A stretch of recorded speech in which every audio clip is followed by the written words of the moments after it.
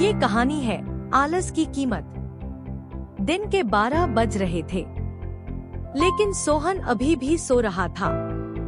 उसकी माँ सुमित्रा ने आवाज दी, सुमित्रा उठ जा बेटा, देख सूरज सर पर चढ़ आया है, कब तक सोता रहेगा।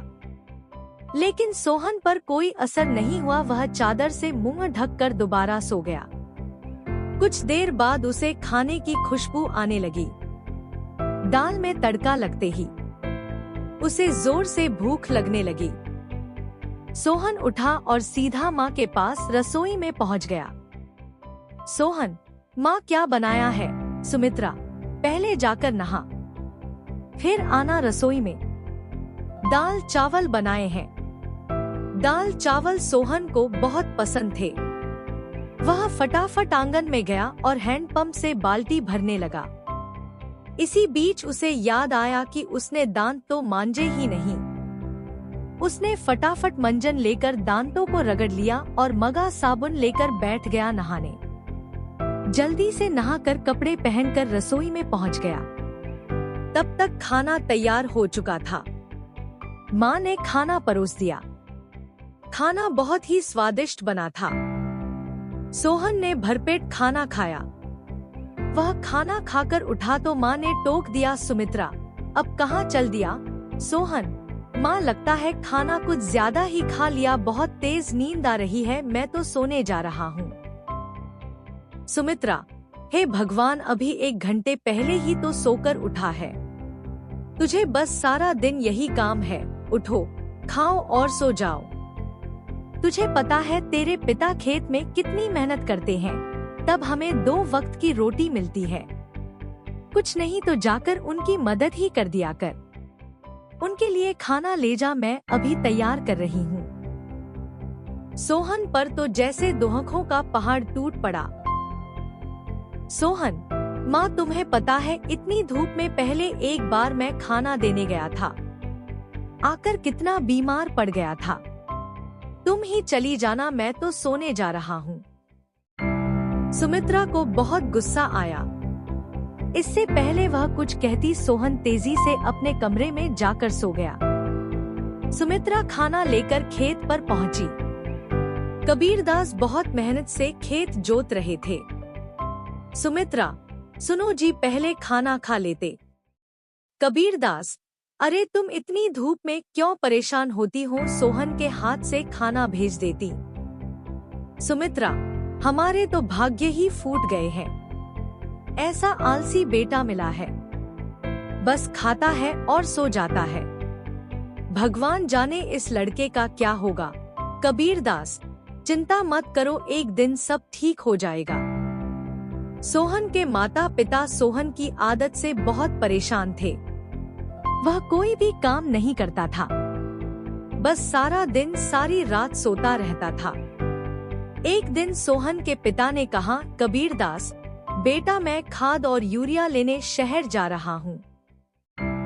2 दिन लग जाएंगे। फसल तैयार होने वाली है, तू सुबह खेत पर चले जाना और सारा दिन वहीं रहना। शाम को खाना खाकर रात को वहीं सोने चले जाना। कहीं कोई जानवर खेत में न घुस जाए या कोई और हमारी फसल को नुकसान न पहुँचा दे। सोहन, पिताजी मुझसे ये सब नहीं हो पाएगा, आप माँ को बोल दीजिए।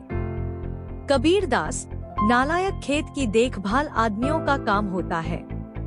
अगर मुझे पता लगा तू खेत पर नहीं गया या फसल को नुकसान हो गया तो तेरी खैर नहीं। सोहन डर गया। वह पिता के जाने के बाद माँ से बोला, सोहन, माँ सुबह जगा देना, नहीं तो पता नहीं पिताजी क्या करेंगे। सुमित्रा मोहन को सुबह 4 बजे जगा देती है।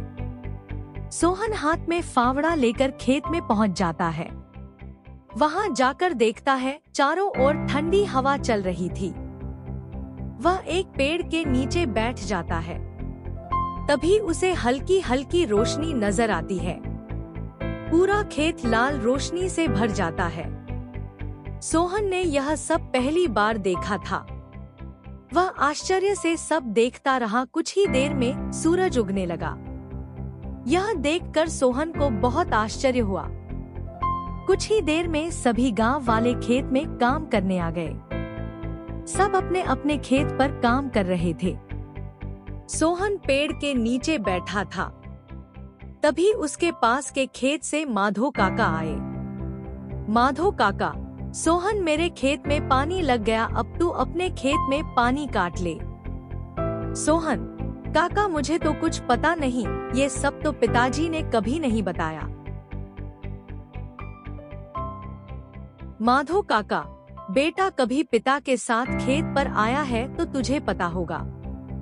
माधो काका ने अपने बेटे को बुलाकर पानी सोहन के खेत की ओर कर दिया।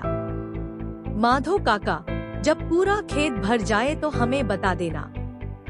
सोहन बैठकर देखता रहा, लेकिन सुबह जल्दी उठने के कारण उसे नींद आ गई।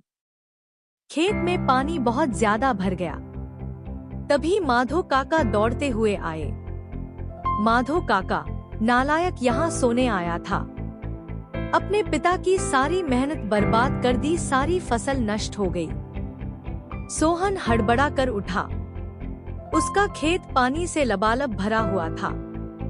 माधो काका ने जल्दी से पानी दूसरी ओर काटा, लेकिन तब तक बहुत देर हो चुकी थी। लगभग आधी फसल खराब हो चुकी थी। सोहन, काका अब कुछ नहीं हो सकता क्या? माधो काका, नहीं बेटा, तैयार फसल का ध्यान बच्चे की तरह रखना पड़ता है।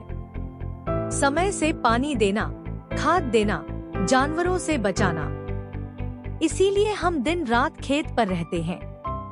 अब तो भगवान ही मालिक है। सोहन पेड़ के नीचे बैठा रोता रहा। दोपहर को सुमित्रा खाना लेकर आई। उसे सब पता लगा तो उसने भी सोहन को बहुत डांटा। शाम को सोहन घर नहीं आया, नहीं उसने खाना खाया। उसकी भूख, प्यास, नींद सब उड़ चुकी थी। अगले दिन जब कबीरदास घर वापस आए तो उन्होंने सोहन के बारे में पूछा। सुमित्रा ने सारी बात बता दी। कबीरदास सब छोड़कर दौड़ते हुए खेत पर पहुँचे। उन्होंने देखा मोहन पेड़ के नीचे बैठा रो रहा था। आधी फसल खराब हो चुकी थी। सोहन, पिताजी मुझे माफ कर दीजिए, मेरे आलस ने इतना बड़ा नुकसान कर दिया। आप चाहें तो मुझे पीट लीजिए। कबीरदास, नहीं, तुझे मारने से फसल ठीक नहीं होगी। वादा कर आज के बाद कभी आलस नहीं करेगा। चल अब घर चल, वहीं बात करेंगे। दोनों घर आ जाते हैं। सोहन की आंखों से अब भी आंसू बह रहे थे। सुमित्रा ने उसे खाना दिया, लेकिन उसने नहीं खाया और वह अपने कमरे में जाकर रोने लगा। सुमित्रा जी, अब क्या होगा? आधी फसल तो बर्बाद हो गई। कबीरदास, सुमित्रा, कोई घाटे का सौदा नहीं है। आधी फसल देकर अगर बेटा सुधर गया तो यही काफी है। कबीरदास ने सोहन को बुलाया। कबीरदास, बेटा, अब तो नुकसान होना था, हो गया। अब हमें कल से आधे खेत की फसल उखाड़ कर दोबारा बोनी होगी। सोहन, पिताजी, आप बाकी आधे खेत में खाद यूरिया लगाकर उसे काटने का इंतजाम कीजिए। मैं इस पर अकेले काम करना चाहता हूँ। अगले दिन सुबह 4 बजे सोहन अपने पिता के साथ खेत पर पहुँच गया और पिता के बताए अनुसार खेत पर काम करने लगा।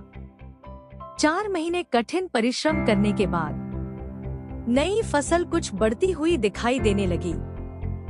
सोहन अब एक कर्मठ, मेहनती इंसान बन चुका था।